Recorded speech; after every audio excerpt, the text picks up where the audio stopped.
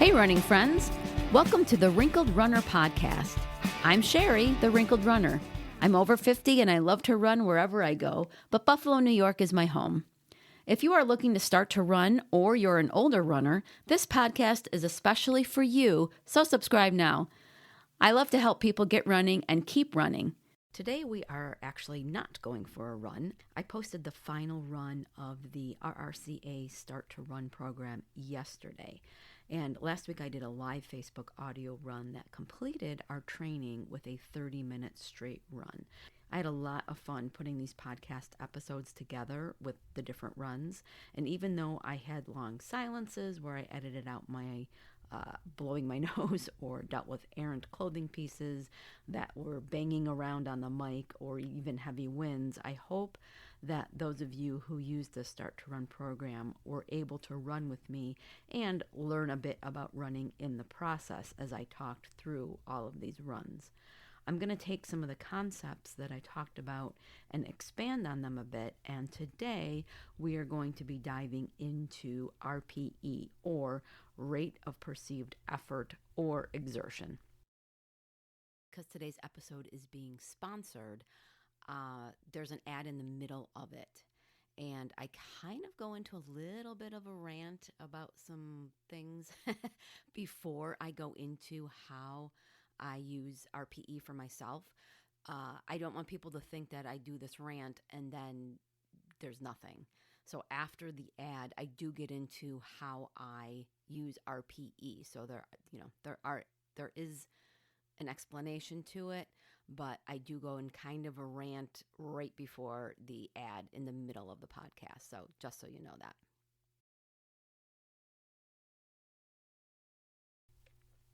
So this is a scale that runners, personal trainers, and other athletic coaches and athletes use to subjectively rate how they're feeling during a training session. So no matter what your training or coach is telling you that you should be feeling, for example, let's say that you have a 10-minute per mile easy run to perform. If you're sick or hot or overtraining that particular day, it may feel more like a 6 on a scale of 1 to 10 when it should feel like a 3 or a 4 if it's supposed to be an easy run. So there are various charts online that you can refer to, and I'll link to some of those in the show notes. But basically the scale goes from lower numbers equal lower intensities up to 10, which is 100% intensity, and that you can only run for like a few seconds. So we're going to go over the scale first, and then I'm going to talk about some ways to apply the scale to your training. So your level 1 or 2 or maybe even a 3 effort is going to be very slow. Too slow, actually, for a lot of you. It can be uncomfortable. It's not unusual to feel like you're actually exerting a lot of effort to try and run too slow because you're holding back a lot. So this is your warm-up level, and I use a level 2 also for my recovery runs. And your cool downs will be in this range too. You're cooling your body and getting back to normal. So sometimes to get this 2 or 1 or 2, you're actually going to need to walk. Now, a side note is there's actually some debate going on in the running world on whether a cool down is necessary or even detrimental. But the jury is very much out on that still, so I'm going to keep on cooling down because I actually like to and look forward to a slow jog at the end of my runs, especially if it's a harder session. Now, the easy and long run is going to be at a 3 or a 4. You're working, but you can talk in full sentences. You're building up your endurance during these runs, which is why the scale can be useful for those of you who may run your easy runs too hard. The things that happen in our bodies during easy runs don't happen if we push them harder than we should during these runs. Now, this is where I need to improve for my marathon training because I have focused way too much in the past on speed instead of endurance. And so this next training cycle, when I start training for my next marathon, I want to build up my endurance for the marathon and not focus so much on speed. So level 5 and 6 are more medium runs. You're going to be doing your marathon or half marathon pace usually, maybe tempo work in the level 6, heading towards level 7. Now, keep in mind different coaches and running philosophies and charts and ratings and things. They're going to have some of these runs at different levels on the scale, which is why I'm going to send you to some different ones so that you can see how others are putting these runs for the RPE scale. Now, all of these scales are based on a Borg scale, which was originally what the scale had started at, and that was like a 6 to 20 number range. But I think for most of us, we find scaling things from 1 to 10 easier, so that's the scale that most of us use. So intervals, especially for those of you who do more speed work for shorter runs or races, you're going to be in the 7 and 8 level runs for your hard runs. So that's also going to include threshold runs. Now, level 9 is for sprint work and VO2 max work. These are very, very hard, as you can imagine. Lots of rest in between efforts, getting your heart rate back down to normal, back down to feeling like you're recovered. And at the end of a level 9 workout, you're whooped. you're basically done. And level 10 is an all-out sprint for your life. I've seen it talked about as if you're being chased by a bear. So these workouts, or if you sprints, they can only last for seconds, not minutes. Okay, so how to use RPE in your training now that you have an idea of what the scale means as far as various runs. Now, I'm going to say up front, I have a love-hate with RPE just because of what's going on in the running world with it right now. I know it's useful. I use it in training, and I use it with my clients after I give them an understanding of what it is. But when I look around at Instagram, I'm not on TikTok, but my understanding is it's all over TikTok as well. It's kind of reached bandwagon status in the influencer running community, and that kind of drives me nuts. There are some out there who have elevated RPE almost to the only way to run instead of using it as a tool amongst other tools in your running toolbox. If you are always only running by one method, then you're missing out on valuable information and training to make you an all-around good runner.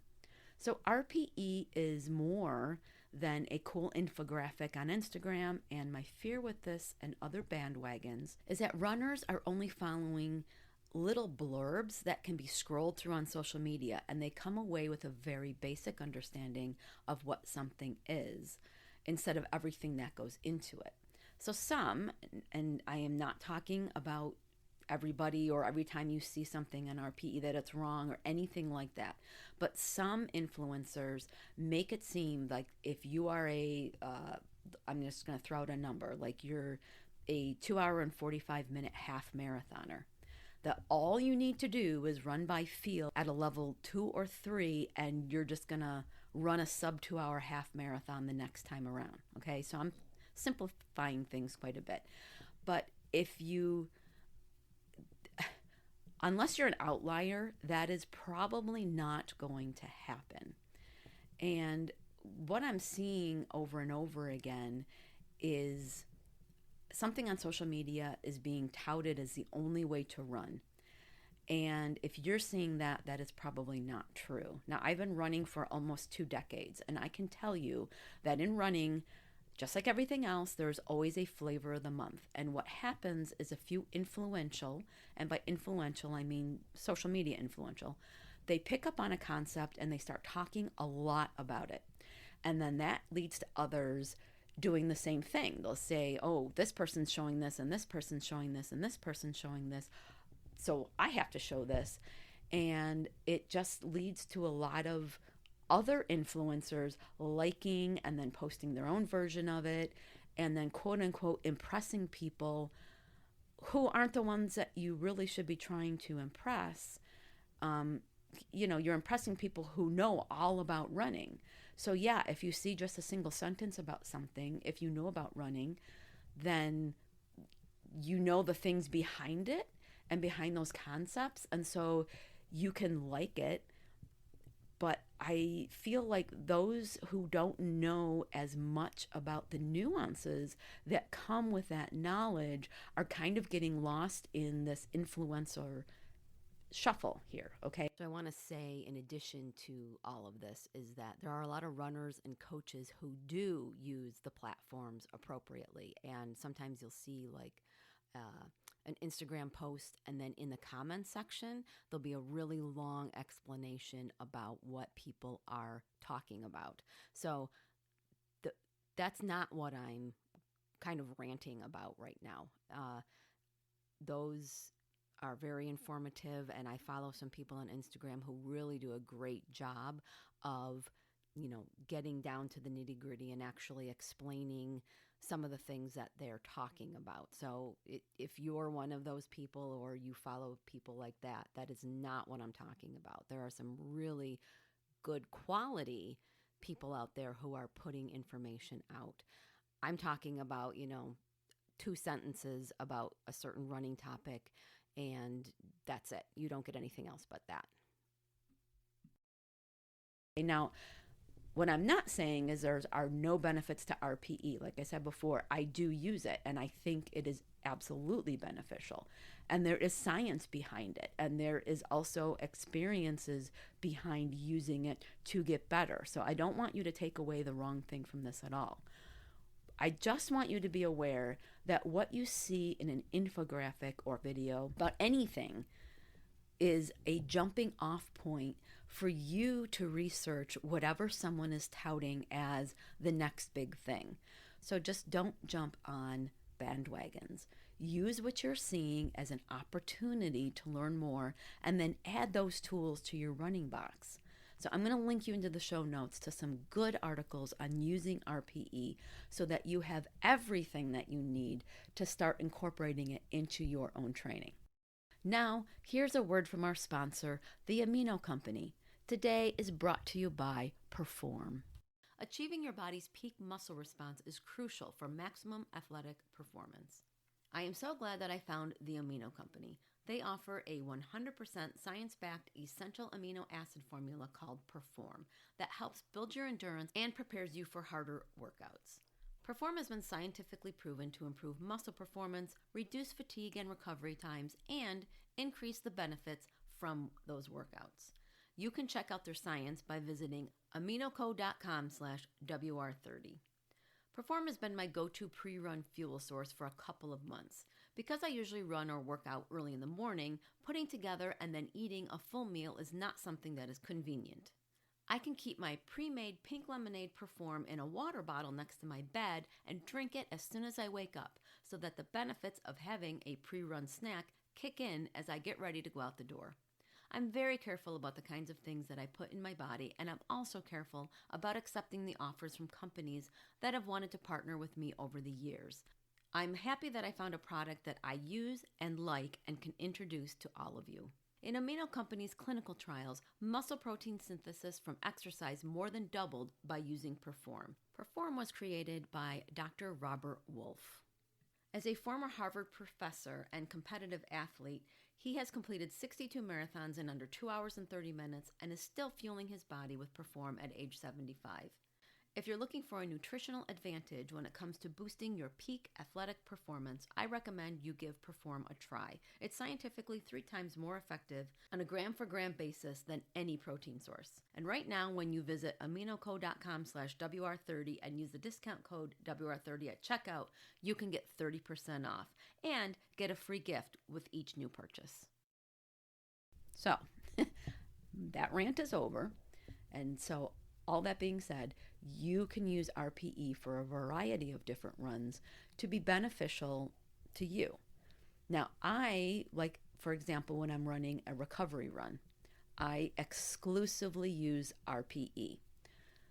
The physiological changes that I want from a slow recovery run aren't going to happen if I run it too hard or too fast. So even if I know what my pace, quote unquote, should be based on running calculators, I need to run a recovery run low and slow. So if I'm tired or it's hot or if I'm sick or if I'm just not feeling it that day, I am better off running by feel instead of trying to hit a certain pace on that particular run in order to aid in my recovery, which is going to take me to the next level.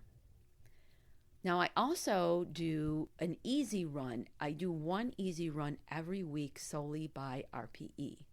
And then I take those paces and I compare that to my easy RP runs in the past few weeks. Say the last week before that, even 3 weeks ago. So if I'm showing that I'm slowing down in those paces when I go back and look at my data, that is a big red flag for me and for everybody of overtraining. And if I start overtraining, it leads to burnout really quickly for me. And I might not even know that it's happening, especially if I'm trying to run every easy run by pace, because I'm psychologically trying to keep up with that pace that I know should be my easy run and may not be aware that I'm actually running harder than I should. So if you're running your easy runs too fast, even if you're on your easy pace, you can still be running that too hard for an easy run. So RPE can give you and me a true picture of whether I'm currently at the same fitness level as I was for my last race, which is what pace calculators are based on. If I'm consistently running slower in my RPE runs than my paced runs for easy runs, I know that I need to start backing off of what my pace is for my easy runs and then build back up to the paces that I was at before. So running where you're at is very important in training, and RPE can show you that you need some more build-up work to do than you may think you do if you just base your pace on the last race that you ran. Also, I can look at my fueling surrounding my easy runs if my RPE is going down, if my paces are slower than last week or the week before. I do look at my fueling and make sure that I'm not under fueling, because for me, that is also a big thing that I need to help with making my running more efficient. Another great way to use RPE is if you're having an off day for whatever reason. So there are many factors that affect where a run feels, whether it feels like a 2 or a 4 or a 7, like whether you're running on the road or in the woods, that can be different. Whether you're sick, whether you're fueling enough, and the outdoor temperature also has an effect on your running. So if you are only running by pace, what happens when you aren't hitting your paces for a particular workout? And that could be either easy or one of your faster runs. The inclination for a lot of people is just to quit, just to stop the run. You're done, you're having a bad day. But by using the RPE scale, you can still get your workout in. You're just running by feel instead of a particular pace. So my husband Dave uses this a lot in the summer. He knows the purpose of a run before he heads out, but if he's experiencing the effects of a hotter than usual day, it's actually dangerous for him to try and keep up a pace even on an easy run. So he'll switch to RPE. So that might mean a lot of walk break. It can mean stopping, even if a slow jog is feeling hard. But his personality is such that even if he's suffering, he used to try and keep up his pace on an easy run, which means that it's not easy and it's not benefiting him. With RPE, he can run the way he's feeling for that easy run, which can help him go longer and still feel like he's got his workout in instead of just quitting if that pace isn't what he thinks he should be doing. So if you're feeling off and you're not injured, but maybe you have too much fatigue in your legs, for example, you can still get speed work in by running at a 6 or 7 for your tempo, even if you're not running a particular pace. Now, under extreme conditions like really hot summer days, that is a totally different thing, and I am not talking about running by RPE, through the heat. You can still get dehydrated, you can still have heat stroke, And no matter whether you're running at a 2 or your pace or whatever, all that stuff can still happen. So I'm just talking about you're having an off day or there's some extra fatigue in your legs. You can still get your workout in by using RPE instead of paces. And I also am not talking about using RPE to run through an injury. All those things, you need rest days, recovery days, days that maybe you run on a treadmill instead of outside if it's too hot. So I'm talking about smart training and still being able to get your training in by not being so married to paces. Now, you can exclusively use RPE for sure. If you want to improve your running and you're not chasing a time goal for a race or something like that, you can absolutely run all your runs by feel. Now, you're probably going to run faster if you do race. And if you run 80% of your runs at the 2, 3, or 4 level, and then 20% at the 7 to 9 level, you are probably going to find that you are going to get faster.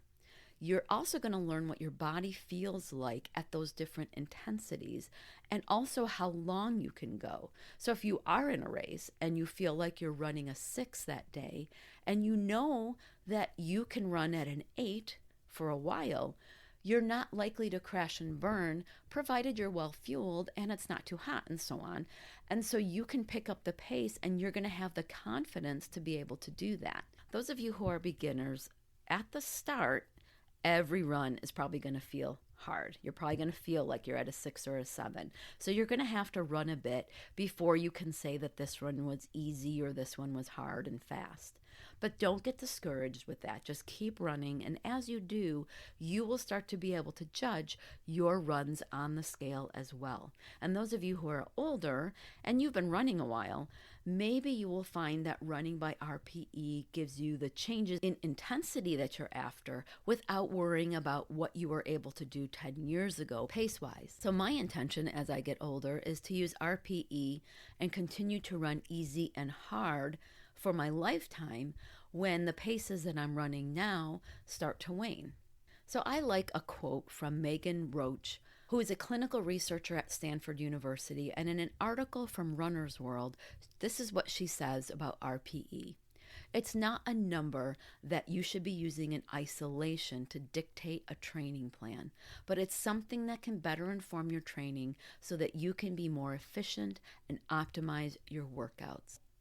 And that is how I feel about running tools in general. There is no one magic formula, and our own individual science mixes with the ever-changing science of running. So use everything in your toolbox. Don't jump on single bandwagons, and learn as much as you can to develop how your brain and your body likes to train. Because if you aren't being paid to run, which is like most of us, it better be fun. Next week, I'm going to be talking about building confidence as a runner. The more you know, the more confident you will be. For some of you, getting out the door can be a struggle if you think the whole world is watching what you're doing, and the fear of doing it wrong can hold us back significantly. I hope you enjoyed today's episode. If you know another runner who could benefit from today's topic, go ahead and share it. Do you have any running questions? You can ask me. Email me at sherry@wrinkledrunner.com, and if I can't answer your question, I will do the research to find the answer and share it with you. The questions I get from listeners like you help me develop episodes, so please don't be shy.